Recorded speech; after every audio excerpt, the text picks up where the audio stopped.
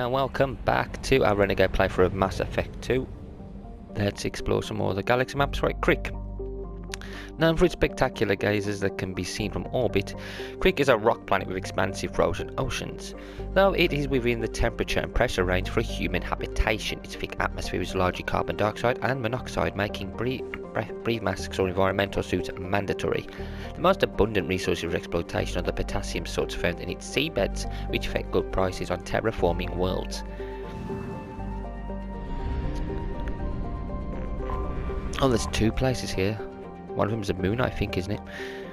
Watson is known in human media for two things: its spectacular tides brought on by our large moon, and the bureaucratic snafu over which Earth nations got to settle there first. Watson is a garden world first discovered in 2165 CE, with credit claimed by the Chinese People's Federation, the United North American States and the European Union. The Systems Alliance brokered the infamous Reykjavik Compromise, allowing limited colonization from each coalition in cities comprised of populations from each nation. Watson itself trends colder than Earth, with a temperature zone measuring about 30 degrees latitude in either direction from the equator. Its life does not easily map to Earth's evolutionary errors. Some islands have species that resemble terrestrial placental mammals, others are overrun by arthropods.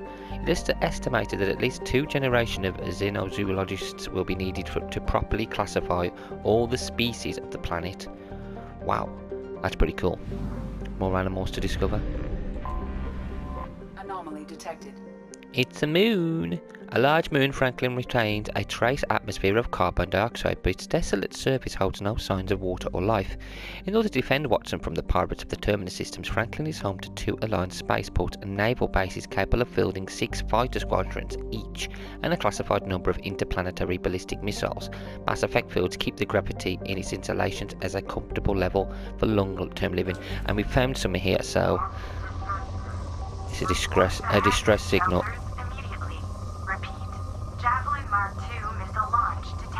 Missile launch? Probe launched. Oh no. I have found something. Scans detect an Alliance colony dependent by Javelin Mk2 missile base. A distress signal indicates that the base is compromised by Batarians who have launched 2 missiles at the Alliance colony. Total destruction of colonies imminent. 0 probability of survivors of missile strike. Find the control panel on the Javelin Mk2 missile base. Time of impact calculated. Oh bloody hell, 5 minutes! We have 5 minutes!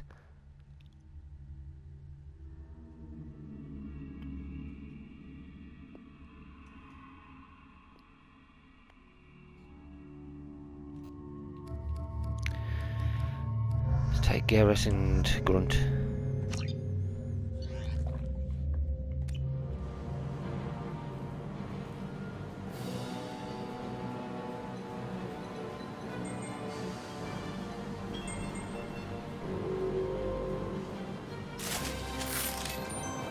Warning.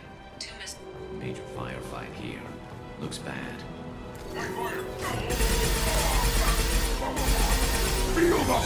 I'm messing around, let's kill everybody quick. Yeah, we ain't messing about. Oh crap, wrong way. We're not messing about, we gotta get there quick. Bypass. Couldn't just be open, could it? Damn it.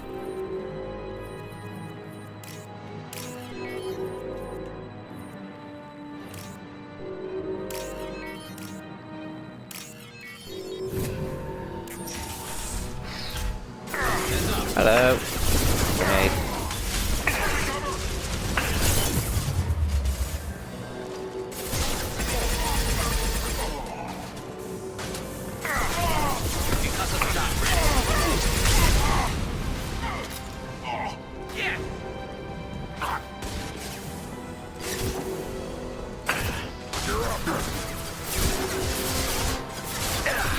Nothing can hurt me.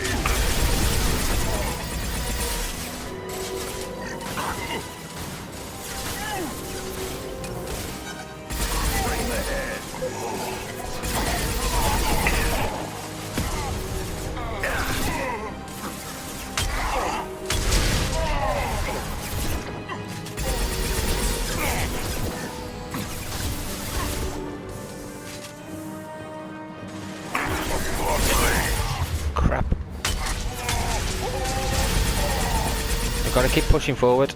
We ain't got long. We have not got long in this at all. Come on, come on, come on.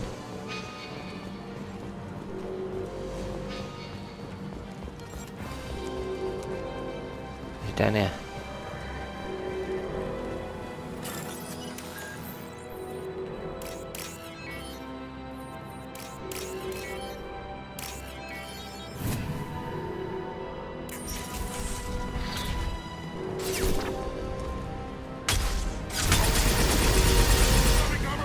You're the commander, eh? Well, I'm gonna kill you. I am Krogan!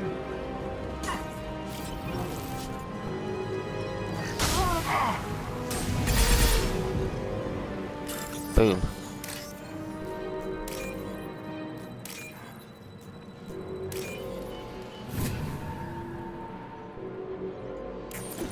There is only one remaining kill switch code.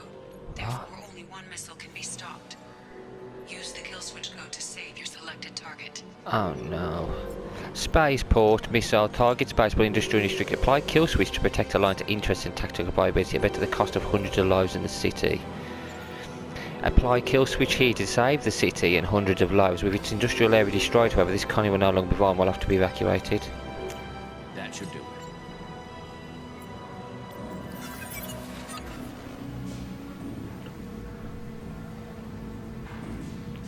They'll have to evacuate the colony now.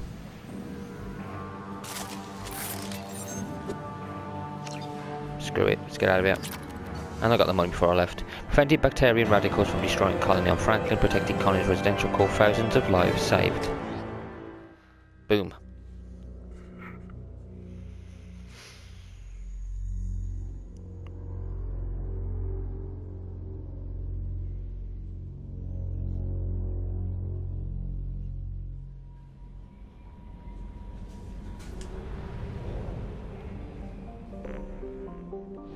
We still haven't finished this area either. It's mad.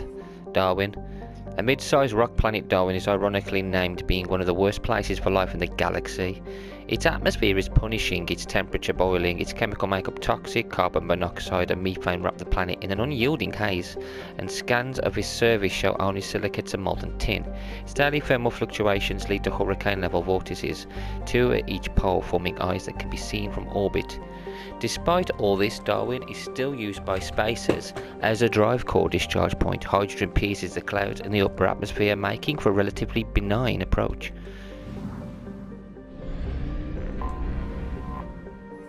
Like a sun in it. An unusually small Pegasus or Hop Jupiter Wallis was originally an extrasolar planet that entered this system as was captured by the gravity well of the G-class star Skepsis. Totally locked, Wallis's hot side reaches temperatures up at 2,500 degrees Celsius, so it's basically a sun. While not large enough proportions to the star to cause eclipses visible from Watson, it is easily seen at dawn or dusk as one of the brightest objects in the sky. Yeah, it looks it.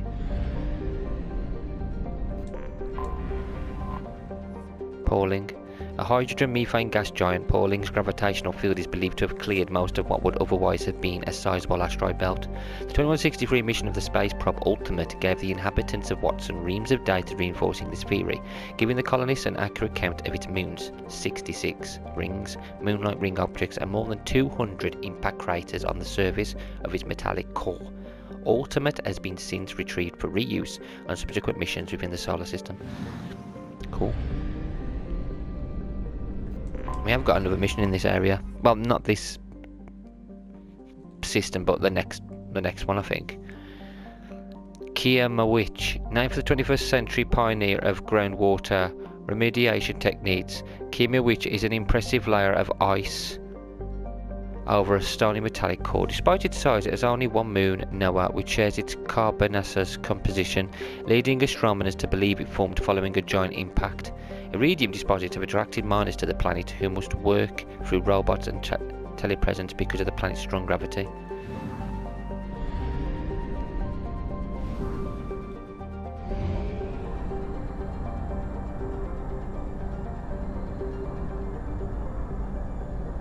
Fuel at 1/2 capacity. Anomaly detected. Sanctum is proof of the old space adage. Just because it's called a garden world doesn't mean it's a picnic. Freezing ice storms cover the poles and temperature zones, leaving a narrow strip of habitable land at the equator, dry but windy. This area is home to Sanctum's minimal terrestrial plant life. The planet has yet to develop land-based animals, though invertebrates grow quite large in its pelagic seas. Mining, referred to as ice cracking anywhere but the equator, is a common employment on Sanctum. The planet is rich in platinum and palladium deposits as well as boron, which is locally used in semiconductor doping. Travel advisory. Carbon dioxide levels on Sanctum can reach 5,000 parts per million during thermal inversions. Travellers should carry a breath mask at all times and consult the Sanctum World Weather Service for warnings. Travel advisory. Piracy is at a 14-year global high on Sanctum. Visitors should take appropriate security precautions. Start scanner. Report back to Captain Naren when you're done. Check all those tunnels for runners. Report back to Captain Naren when you're done. Check all those tunnels for runners. Report back to Captain Naren when you're done. Check all... Probe away. Scans have found something. What's this? Distress beacon detected. Initial sweep is confirmed to be a fabrication set in place to lure unsuspecting ships into orbit for pirate ambush. Preliminary scans indicate that shutting down false distress beacons will stop the Blue Sun's transmission and disable their ambush site. Surface scans show Blue Sun's communication signatures concentrated around a shuttle hangar bay. Okay.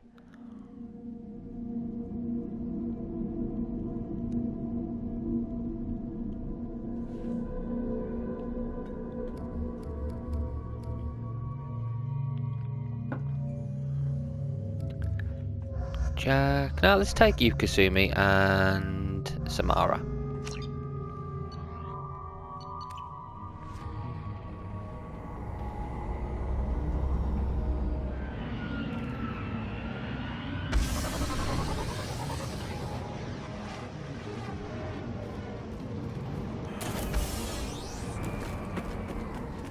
That's it, run. You coward.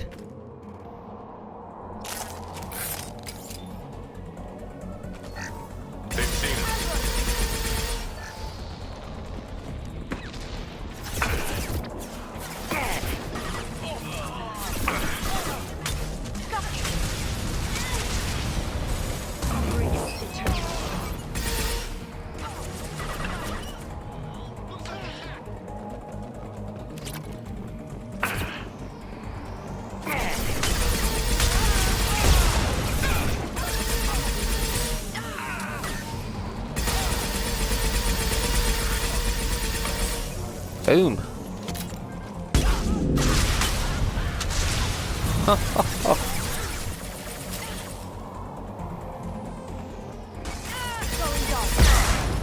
Oh, you bugger. Boom. Oh, don't consume mate. Data pad you. Outside the southern entrance. Get out there and take them out. Now.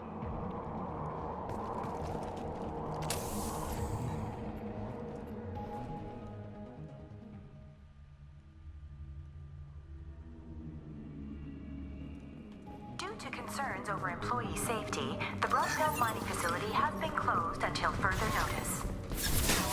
Closed. Open now.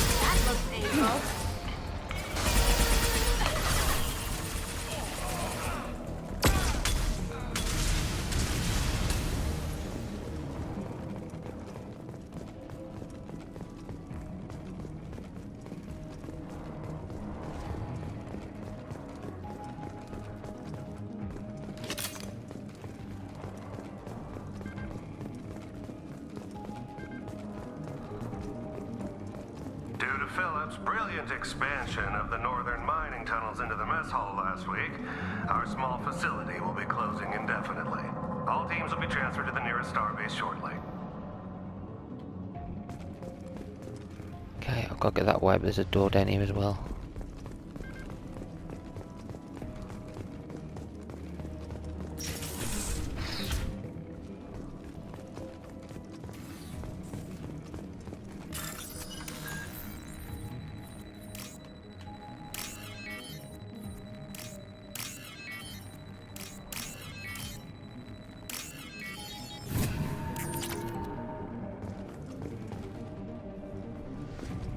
Hey, cousin. That jerk Selim just fired me for no reason. I swear the guy has it out for me. I hear the Blue Suns are hiring people to take out some dumbass vigilante on Omega. I'm gonna go show them how it's done. Wish me luck.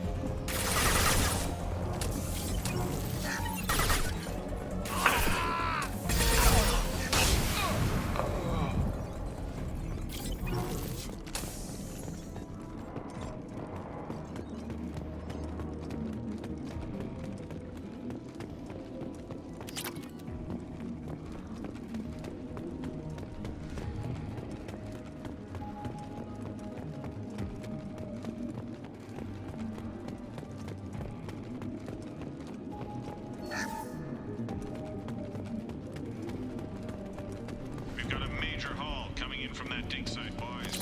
Move all the unsorted cargo to the mines to make room.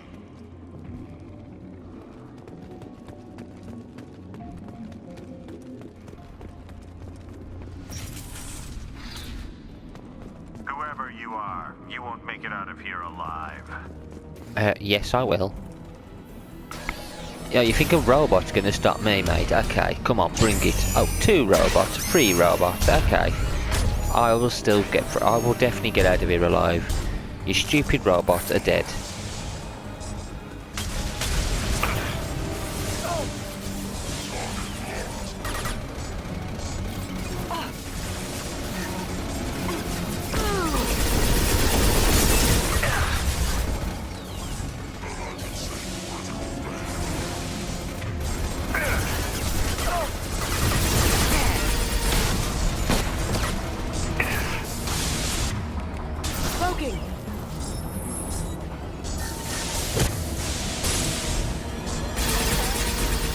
I'm dead.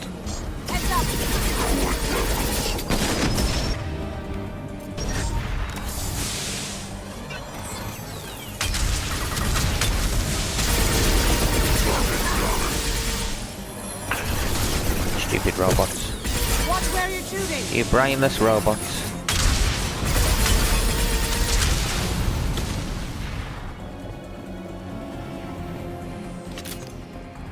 We've been spotted.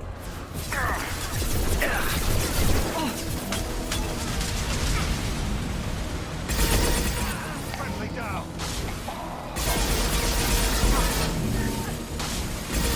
Taking cover.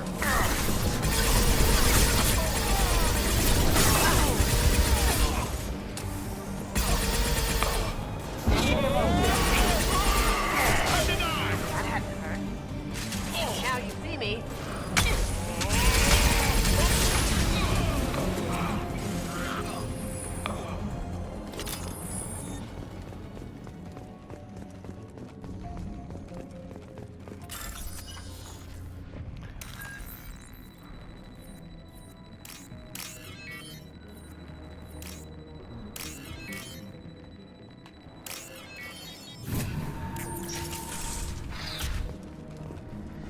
Overload it.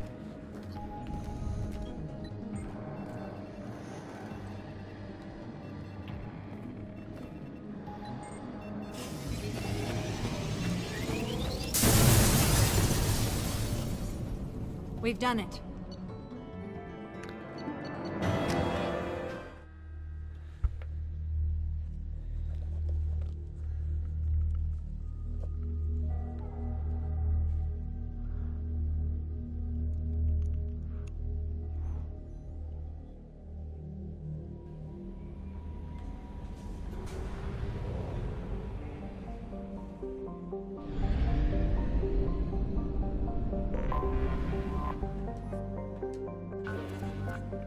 I think I'm there. Let's have a look at it properly though. Laina. Laina Clout is a methane-clouded hothouse planet. Lack of metal-rich core and significant magnetosphere allows for an easy scan which reveals mining equipment on its surface. Can deduce that this mining occurred within the last 5 years. Any longer the machines would have been worn down to nothing by the excessive heat and dust storms of hot iron oxide.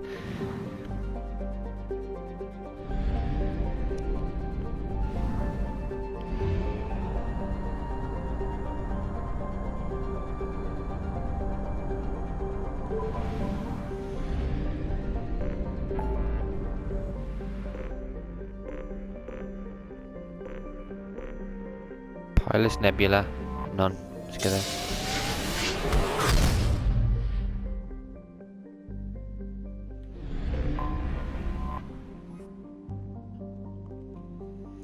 Jonas, a methane ammonia ice giant, is being developed as a fuel depot serving the Pilus cluster.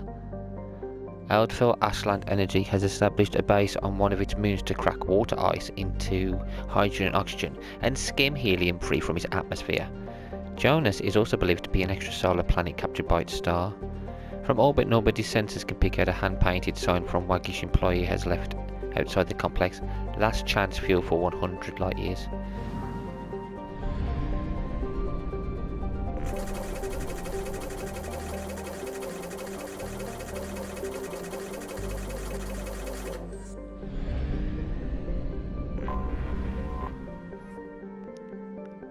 Isael. Isael is a standard hydrogen-helium gas giant. Now, gas giants are known for their powerful magnetic fields. Isael's field is stronger than current models predict. Within the frost line of its solar system, where gas giants do not usually form, Isael is believed to have been once extrasolar. Cool. Let's go to the next area.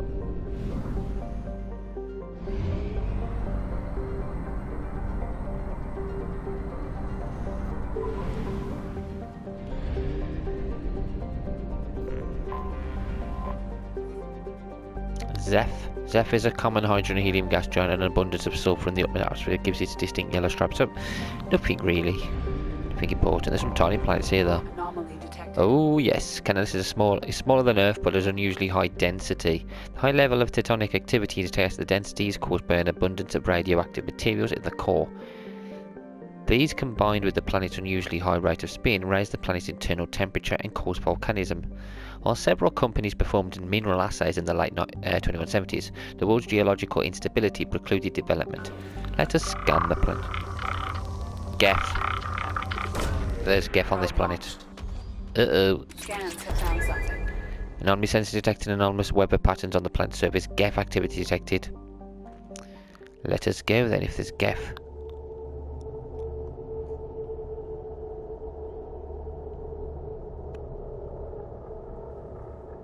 I'm taking Tali because it's Geth. And I'm going to take... Let's take Fane.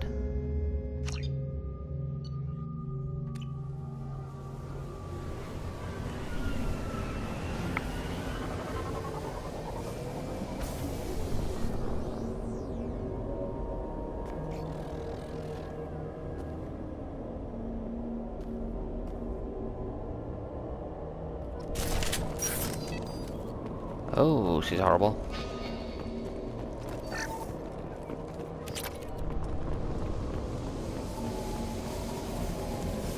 Oh, this is a horrible planet. Can't see anything. Oh, there's... I can't see you, but I can shoot, yep. I can shoot from here. Oh, I can see you now. Jerks.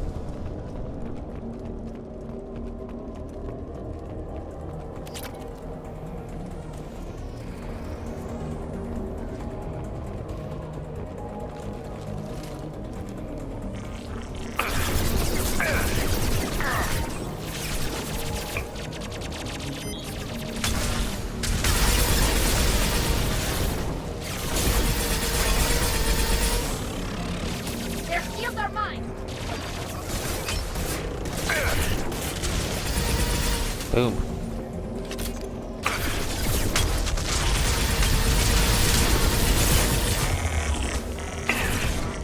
Damn Geff.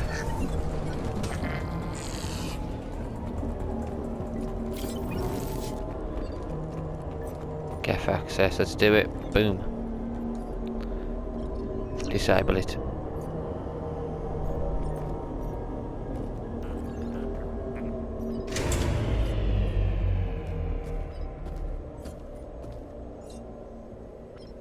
This should come in handy.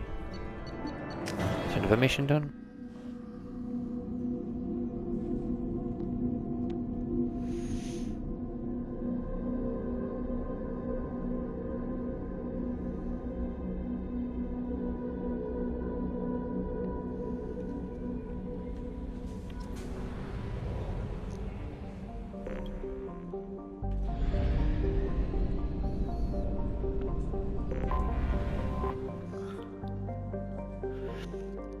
Standard hydrogen helium gas giant. Not even a bit of lore to that. Siana, yes, something to read. Siana, named for an ancient Asari philosopher known for being a contrarian, orbits Dorada at a retrograde. It is believed to be an object that fell into the system millions of years ago from parts unknown. The innermost of Dorada's two inner asteroid belts is thought to have been a small planet type that was broken up by Siana's passage into the system. Siana is formed by low-density rock and is tightly locked to Dorada. The same hemisphere always faces the star. There is evidence that a complex of artificial structures once existed in the north of the sunward-facing hemisphere, but they have been badly degraded by millennia of heat and radiation. Several bunkers of radioactive waste, apparently byproducts of primitive fission plants, have been discovered on the far side. Anything in this area? No. Thought there might have been, but no. Phenosea. Phenosea is a small barren rock, though there is evidence that it once had an atmosphere of carbon dioxide. Only trace amounts of krypton and xenon remain. Like Siana, it is tightly locked to Dorada.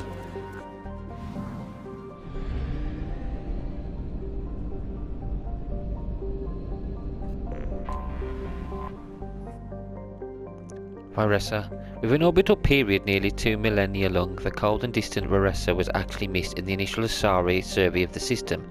Only a follow-up mineral assay sent to Canalus by a Volus mining concern noticed its subtle movement across the stars.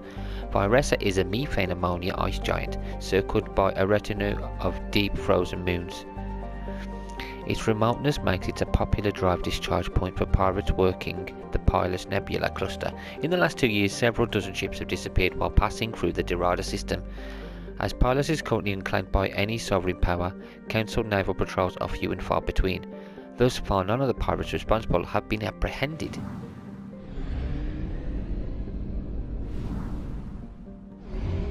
So we've got 2 more places.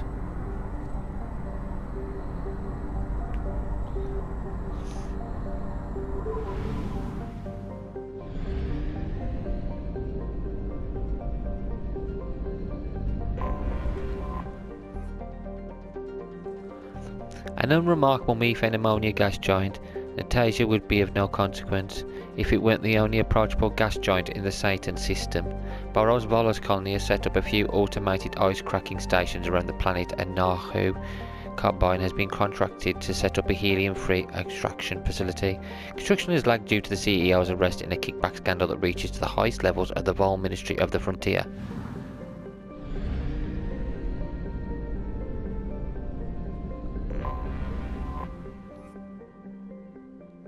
Anidia. Anidia is a small ice body with very low density. Its mass is only 4% that of Earth. It appears to be composed mainly of carbon and water ice, but over the millennia it has accrued a trace atmosphere of krypton and xenon. While Anidia's gravity is weak enough that a cruiser could land on it safely, there is no particular reason one would want to. Pirates have been known to land to recover ice for cracking into hydrogen and oxygen. One area in the southern hemisphere, the so-called Anidian scraps, is so frequently used for its purpose that higher albedo raw ice can be easily seen from orbit. Okay. That is pretty interesting. So we got this one next. Ray Ceres. An airless rock of mixed light. ores, is only of note for the Terry-Inu impact crater. A relatively recent asteroid strike within the last million years, the core of the object was partly composed of element zero. It struck at a low enough velocity that the ESO remained near the surface. Over the years, many pirates and wildcat miners have attempted to extract the ore. It is believed that the Terry-Inu debris originated in the pulsar system AAP 34211+19. The supernova that formed the pulsar also created the red emission nebula that human spacers have unofficially named the Sakura Nebula.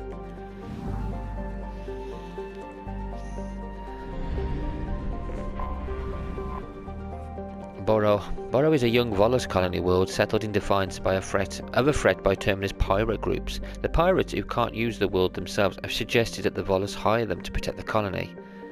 The Volus responded by requesting military protection from the Taurian allies. Although uncomfortably hot by Volus standards, Boro has the rare combination of high pressure and ammonia ecology Volus require. Development of the colony is proceeding rapidly. That's 80. Where's the one? I'm missing one. Oh, right there. Reskel. Reskel is a massive hot Jupiter gas giant that whips around the star Saturn once every 4.5 days. Like most planets of its type, it migrated inwards from its initial position in the system, thought to be around 0.3 AU.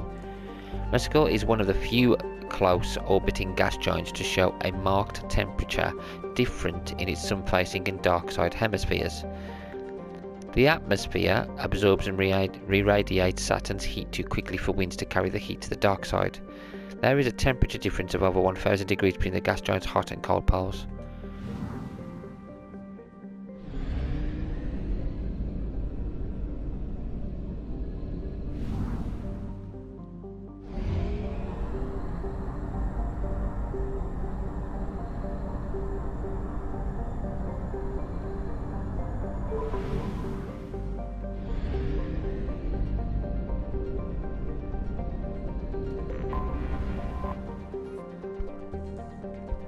Gaius is another methane ammonia gas giant, very similar to its near twin.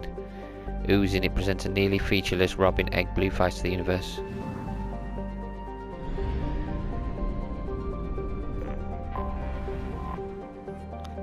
Oozing. Typical methane ammonia ice giant, Oozing has 37 moons of various sizes. Chief S, one of the largest orbits at a retrograde, suggesting it was a planetesimal that was captured by the gas giant gravity well. The planet itself is believed to be an extrasolar capture as well, though millions of years before Chifas came on the scene.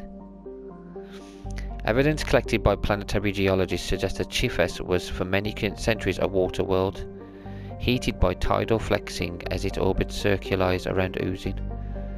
The planetary ocean, once hundreds of kilometers deep, must now be frozen solid. Some have recommended drilling test bores to see if life ever developed in Oozing seas, but the question is considered academic. I got one on the outskirts, but I don't know where it is. Oh, it's over here. I'm not getting anything from this area. My Tenoff is a little more than a glorified ice dwarf that has drifted inwards from Kirasoroy's Oort cloud of the millennia. Its extremely elliptical orbit is ultimately unstable. Computer projections suggest it will impact the atmosphere of gas in a few billion years.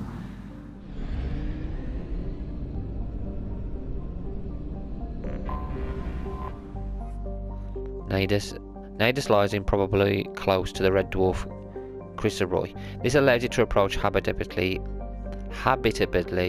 though it is quite frigid. It is tidally locked with a hot pole and a cold pole. Along the terminator, the temperature average is just above freezing. On the lee side, the temperatures are well below freezing. Nidus has developed a limited native ecology, much of its clusters permanently attached around geothermal vents. There are, however, more advanced forms of life. Several arthropod or herbivore species wander back and forth across the terminator as they require nutrients available in both environments for sustenance. More dangerous are the omnivorous predator species that devour the arthropods. Most animal life on Nidus has limited vision, but finely developed thermal sense.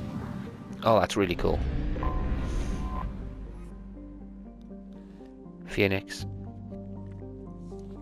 Phoenix's surface is covered by water and ammonia hydrate ices, which are constantly repacked by Cryovolcanic processes. The world's size and density suggest the core contains heavier elements and retains much of the heat of the system's formation.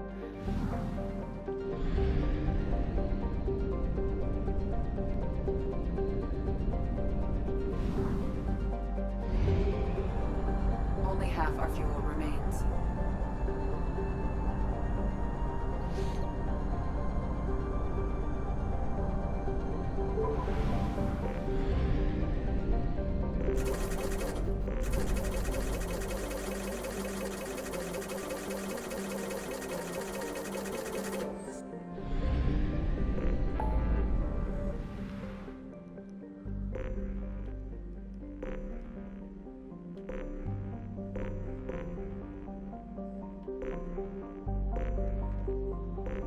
%, 4% the Calliston Rift.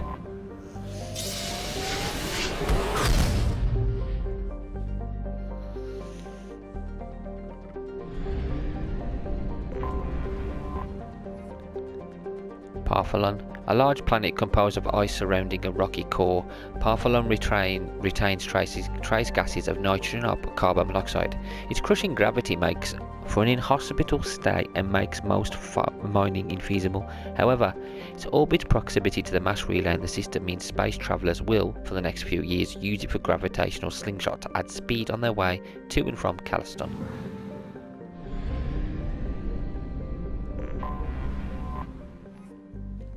Here's Calliston. The hostile moon Calliston is the largest satellite of the gas giant Cernunnos. An ancient asteroid strike deposited major loads of element zero within the molten sulfur mantle. Eldfell Ashland Energy's mining operations have made it to the largest source of Starship drive material in the Attican Traverse. Calliston is racked with volcanism due to tidal stresses from Cernunnos because of weak solar output. Plant-like life on Calliston is not carbon-based and photosynthetic, but silicon-based and thermosynthetic, requiring heat rather than sunlight to power its chemical reactions. No way.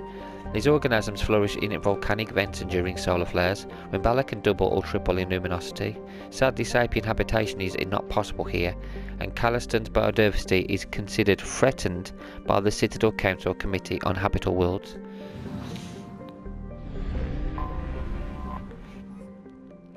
Cernunnos. Cernunnos is a sizable gas giant with a hydrogen-nitrogen atmosphere. It is believed to be an extrasolar capture due to its close stellar location. In a rare phenomenon, it is near enough to its red dwarf star to be within the life zone, though its massive size prevents the tidal lock that usually occurs at such a range. While nothing could survive on the surface of a planet with such crushing gravity, Cernunnos' moon Calliston is habitable. Cernunnos is skimmed for its abundant hydrogen, and refineries on Calliston process it into a metastable metallic form for use as starship fuel.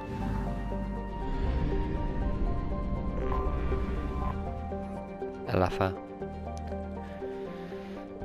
A tiny rock planet, Elafa is noted for its frigid temperatures and crushing nitrogen and krypton atmosphere. Lying out beyond the former belt, there is little to recommend it. What's the next planet? Oh, there's one over there, I can see it.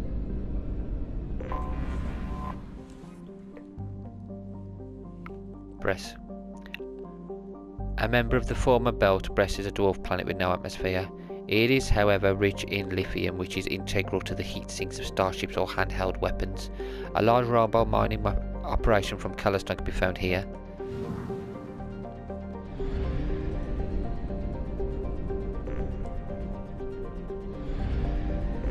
I've got so many of these areas to go to now. We'll go to one more and then we'll finish.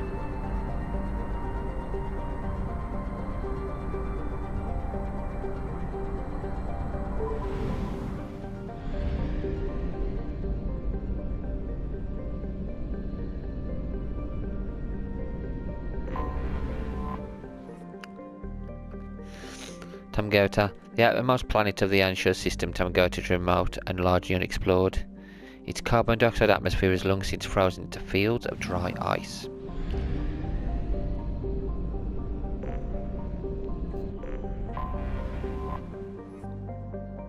Shur, a remote rock planet capped in ice. Shur has been exploited by Arvanon corporations for its minerals. Home to gold veins which are used in spaceship shielding, as well as jewelry and cobalt deposits. Used in high tensile alloys, Sure shows no signs of being exhausted anytime soon. Allied gravity keeps the planetary exploitation process cheap.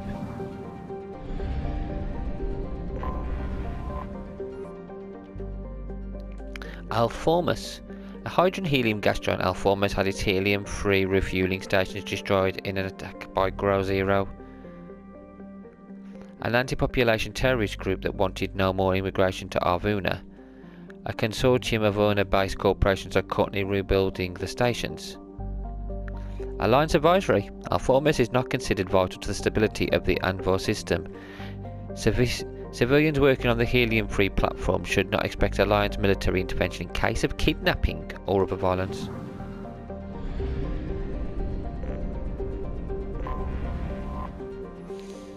Agnin. A hothouse planet, Agnin's scorching clouds of methane and sulfur dioxide give the planet a pale green colour in visible light. The SL2 from volcanic activity rains down as sulfuric acid in the atmosphere, but this is bowled away before the liquid ever reaches the surface. Agnin's harsh environment has prevented exploration by anything except probes.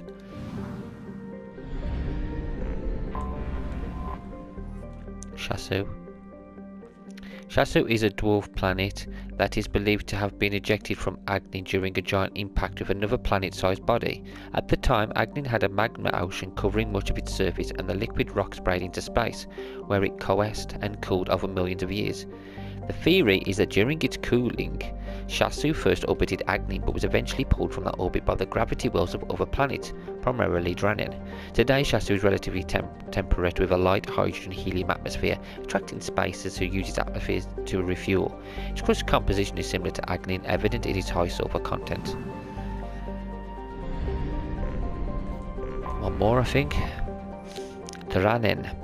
Sizable hydrogen-nitrogen gas giant just on the far side of its pale yellow star's frost line, Dranen is known for its spectacular storms.